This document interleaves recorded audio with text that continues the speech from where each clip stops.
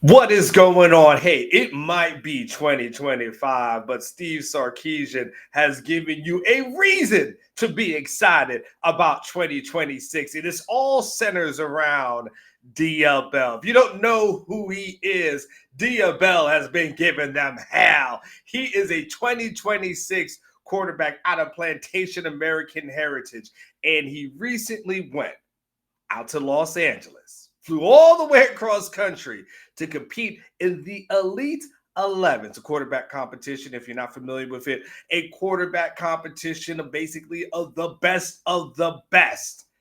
And when it was all said and done, after a few days of competing against the best, against the elite, your future Texas Longhorn quarterback, Dia Bell, absolutely slayed it. He did everything that he was supposed to do. Dia Bell rising in excel. Dia Bell playing like hell. Whatever you want to do.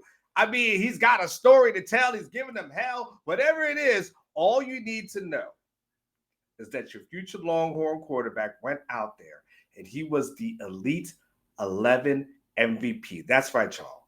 He ends up being viewed as the number one quarterback when he's competing against everybody in a head-to-head competition.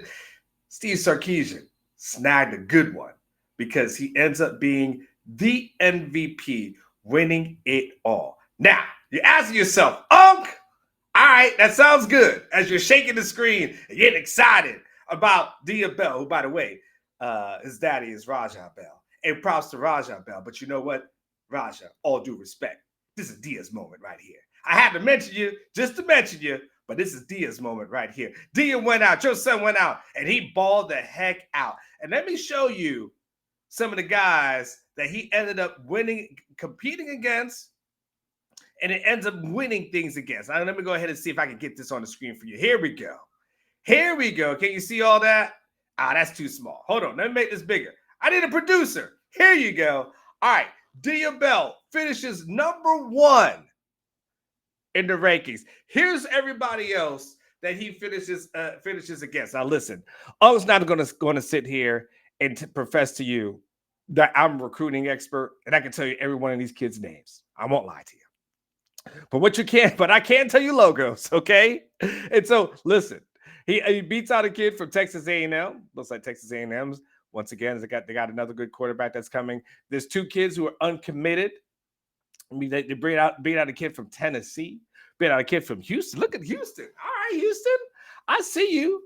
This is Kason Henderson. Kason Henderson going to Houston. I'm sorry if I mispronunciate. I say the word mispronunciate, then you definitely know you ain't got a chance for me to actually pronounce your name. But if I mispronounce your last name, Mr. Henderson, I do apologize. We got a kid from Louisville, a kid from North Carolina, Alabama. And am I seeing that right? Is that a Duke? Is that a Duke one? Terry Walker, the third? All right. I like it. So anyway, you can see who Dia Bell goes and competes against, and he finishes with that number one spot when it's all said and done. And by the way, I read an article that said he became the first Texas commit to ever win this award. First Texas commit to ever win this award. I read this article on CBS Sports. So if that ends up being wrong, that's on them. But no, I'm pretty sure it's 100% correct. And it also said in that article that he emerged as a top standout from a 20-man field at the Elite 11. Try not to do the math. There was a time where there was only 11 kids, people committed, but the thing grew and it kind of went from there, right? And so you got to say to yourself, okay, Unc, this is really cool, but let's put this thing in perspective, Unc. What does this thing mean? All right, I'm going to put this here and I'm going to say to myself, oh yeah, I need a producer, but I'll do it myself. Let's look at the Elite 11 MVPs over the last 10 years to see where Dia Bell falls into as far as the rankings are concerned. Keelan Russell, who's going to Alabama. I think we all know about him, the young stud from Duncanville, absolute just future killer. Okay, I know you don't want to be a killer against Texas. I totally understand that. So I won't pump it up too much. But you can like him as long as you're not against Texas. Okay, we can do that, right? We got Julian Sayin from Ohio State. You got Jackson Arnold, who went to Oklahoma, is now at Auburn. Hey, in high school, he was a stud. None of us can speak on what the hell happened at Oklahoma, but we know in high school he was an absolute stud. Cade Klubnik, everybody from Texas knows who Cade Klubnik is. If you're from the Austin area, you absolutely know who Cade Klubnik is. And good to him, went ahead and put that there, projected a first round pick in 2026. That is absolutely correct. Caleb Williams, Texas fans, we know him way too well. CJ Stroud, Spencer Rattler, we know him way too well as well, but for better reasons, quite honest with you. Justin Fields, and of course, we can round it out with Tua Tagovailoa. He was down there, and he was also the MVP at one point as well. So this puts it in perspective, puts it into a great perspective on what young Diabell was able to do, able to accomplish. This is the air that he's in there. And by the way, that's a nice chain, by the way. Even if it ain't real. By the way, who's spending that much money on real jewelry nowadays anyway? Who's everybody's got a Fugazi, right? So in any case, this is where he ranks. This is where, as a Texas fan, you have to be 100% excited about this. And then after he went out, after he was named the MVP. Now, here's this really special moment that I want to share with you guys. It was captured by Rivals. I'm going to go ahead and full screen this thing for you. Make sure you guys have it. Hey, I need a producer one day. All right, here we go. That's Papa right there.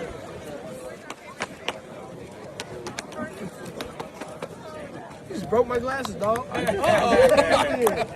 got another one. I got another pair. Now that's love right there. He did break his glasses, though. And look at that. They throw up the hookup sign, huh? Throw up the hookup sign. Look at that. All right, yeah, that's right. One TV in the season. Congrats, brother. You got another. I'm sorry, I started to play it again. Sorry, I got caught up in the moment. That's kind of awesome, isn't it? Now, listen, I know you're saying, all right, oh, that's great. It was 2026. Listen, here's a couple of things that you need to know as it relates to this. First and foremost, when it comes to put on his reading glasses. Don't judge me. when it comes to this, though, a couple of more serious points here. First of all, right now, Rivals. Listen. I know we all in parent companies and whatever things are happening, right? But Rivals, y'all got Dia down as a 4-star. Y'all got to give that man his 5th star. I don't want to do a super call out, Rivals. I want to do a super call out. But it's time to give that man his 5th star. Go ahead and give Diabell, who's giving him hell, go ahead and give him his 5th star. So that's the first thing, all right? I say that playfully. Okay, don't nobody come from a night. Don't nobody DM me. Don't nobody from any of our parent companies get upset with me. All right, Unc's just being Unc. Second thing, though, this is a really good thing for Texas, and it's a really good thing because when you think about where Texas has been, basically since Colt, right, and then you talk about all the years after that.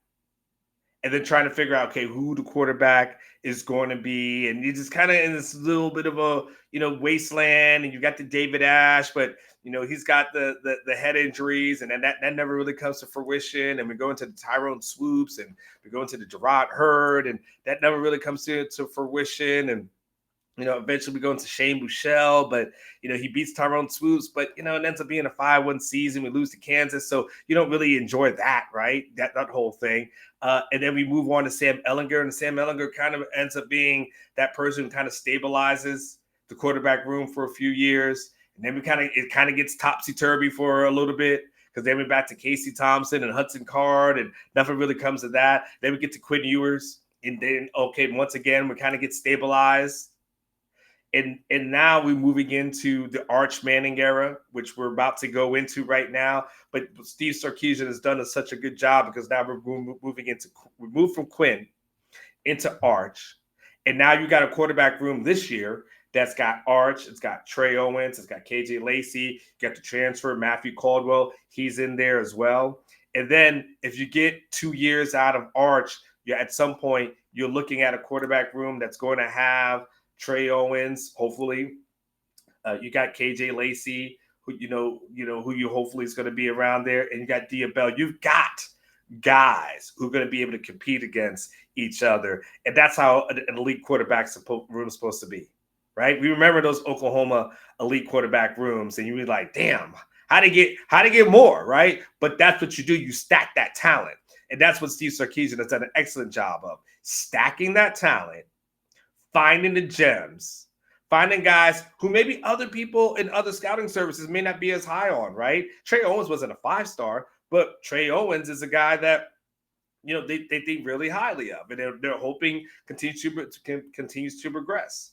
And then you look at Diabell, maybe not a 5-star on everybody's ranking, but he will be when it's all said and done. You got to be happy. Props to Diabell. Props to Diabell for going out there, going out to the Elite 11. Next NFL, maybe that's Diabell. I mean, like, we got Diabell. I'm just going to let you know, and your family know, that I'm going to find the perfect rhyme. That Diabell, he's hard to quell. Like, I'm going to find the perfect rhyme. Clear as hell. That's Diabell. Whatever it is, all I know is this young man, especially after the injury that he suffered in the playoffs last year, to be able to come back and win this, you absolutely deserve it. Congratulations to you, Diabell. Continue to do the damn thing. And congratulations, Texas fans, because once again, Steve Sarkisian has found another outstanding quarterback. It's just a matter of time before he's here on the 40 acres. It's just a matter of time before he's giving everybody else hell in the SEC. Do the damn thing, Diabell. Congratulations to you, young buck.